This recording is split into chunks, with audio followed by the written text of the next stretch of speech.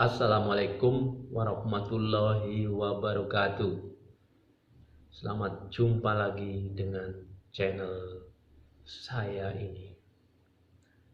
Sebelum saya menyampaikan informasi atau tayangan di video-video selanjutnya, izinkan perkenankan saya ingin menyampaikan deskripsi atau definisi ataupun pengertian tentang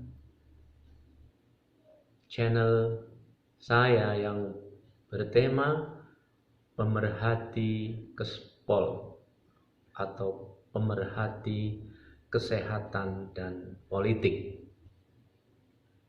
Saya akan sampaikan pembahasan istilah sebagai berikut. Arti dari kata pemerhati. Menurut Kamus Besar Bahasa Indonesia yang disingkat KBBI, pemerhati adalah orang yang memperhatikan atau peminat atau pengamat. Itu arti daripada pemerhati. Sedangkan arti kesehatan tentunya sudah tidak asing lagi bagi kita, terutama nakes atau tenaga kesehatan. Namun saya ingin sampaikan arti kesehatan juga. Menurut KBBI, Kamus Besar Bahasa Indonesia, kesehatan adalah kondisi kesejahteraan fisik, mental, dan sosial yang lengkap dan bukan sekedar tidak adanya penyakit atau kelemahan. Ini menurut KBBI. Ini juga identik dengan definisi kesehatan, yaitu dari Organisasi Kesehatan Dunia atau WHO, World Health Organization, mendefinisikan kesehatan sebagai kesejahteraan fisik, mental, dan sosial, dan bukan hanya tidak adanya penyakit dan kelemahan. Sementara untuk definisi menurut Kemenkes Republik Indonesia ini memiliki definisi tersendiri, yaitu langsung saja Kemenkes RI memiliki definisi sendiri mengenai sehat dan bugar. Menurut Undang-Undang Nomor 36 Tahun 2009 tentang kesehatan, sehat adalah keadaan sehat baik secara fisik, mental, spiritual, maupun sosial yang memungkinkan setiap orang untuk hidup produktif secara sosial dan ekonomis, yaitu arti kesehatan menurut Kemenkes RI. Sedangkan bugar adalah kemampuan tubuh untuk melakukan kegiatan sehari-hari dengan penuh energi dan setelah menyelesaikan kegiatan tersebut masih memiliki semangat dan tenaga cadangan untuk menikmati waktu senggang dan siap untuk melakukan kegiatan lain yang mendadak atau tidak terduga. Itu makna dari bugar menurut Kemenkes Republik Indonesia. Berikutnya, tadi saya sampaikan di awal bahwa saya akan terangkan tentang apa makna kesehatan dan politik. Tadi untuk kesehatan sudah, sekarang tahapan tentang politik. Ini ada teori klasik menurut Aristoteles. Menurut teori klasik Aristoteles, pengertian politik adalah usaha yang ditempuh warga negara untuk mewujudkan kebaikan bersama. David Ashton berpendapat bahwa politik adalah alokasi nilai-nilai secara otoritatif. Sekali lagi saya ulangi, David Ashton berpendapat bahwa politik adalah alokasi nilai-nilai secara otoritatif berdasarkan kewenangan dan mengikat suatu masyarakat. Saya sampaikan juga arti kekuasaan ini. Robson mengemukakan politik adalah kegiatan mencari dan mempertahankan kekuasaan ataupun menentang pelaksanaan kekuasaan. Ya, itu tadi makna politik dalam kekuasaan. Kekuasaan sendiri adalah kemampuan seorang untuk mempengaruhi orang lain, baik pikiran maupun perbuatan, agar orang tersebut berpikir dan bertindak sesuai dengan orang yang mempengaruhi. Kelemahan dari konsep ini adalah tidak dapat dibedakannya konsep beraspek politik dan yang non-politik, dan juga kekuasaan yang hanya salah satu konsep dalam ilmu politik. Masih ada konsep ideologi, legitimasi, dan konflik. Jadi kesimpulan dari teori politik ini adalah hanya sepintas saja ya. Jadi saya hanya menyampaikan atau membacakan teori politik, terutama menurut Aristoteles ya. Saya cenderung ke Aristotelesnya ya.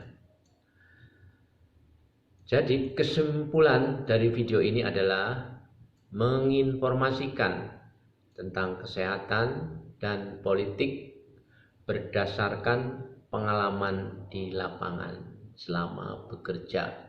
Kebetulan saya sudah bertahun-tahun sebagai nakes atau tenaga kesehatan yang bekerja di rumah sakit. Di rumah sakit pun saya pernah bekerja sebagai pelaksana di rawat nginap ya, di ruang ekonomi ya, atau ruang kelas ekonomi ya, kelas 3. Kalau ke depan nanti menjadi kelas standar, itu menurut Permenkes nomor 14 tahun 2021 ya, tidak ada kelas-kelas lagi.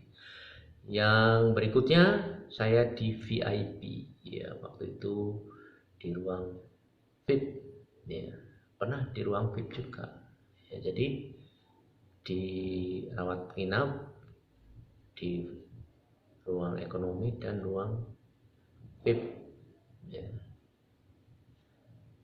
Dan pindah ke UGD, unit gawat darurat ya. Kenapa saya sebut unit gawat darurat?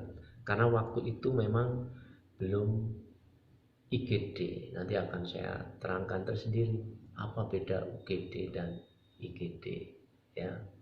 Jadi saya waktu itu masih UGD. Berikutnya pindah di ICU ya, di ICU, Intensive Care Unit.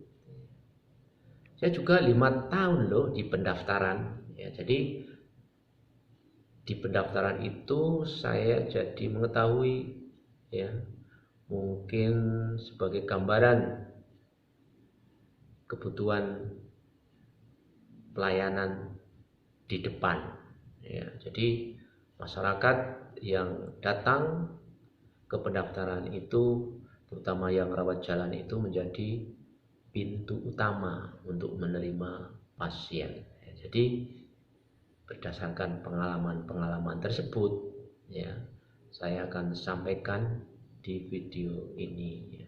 Juga saya pindah ke puskesmas ya. Saya berarti 4 tahun atau 6 tahun malah saya bekerja di puskesmas ya. Jadi semoga menjadi bukti pengalaman atau bukti empirik saya dalam menayangkan video-video yang tentunya akan berepisode ya. Juga saya melakukan kunjungan lapangan, ya. Bukti di lapangan akan saya sampaikan.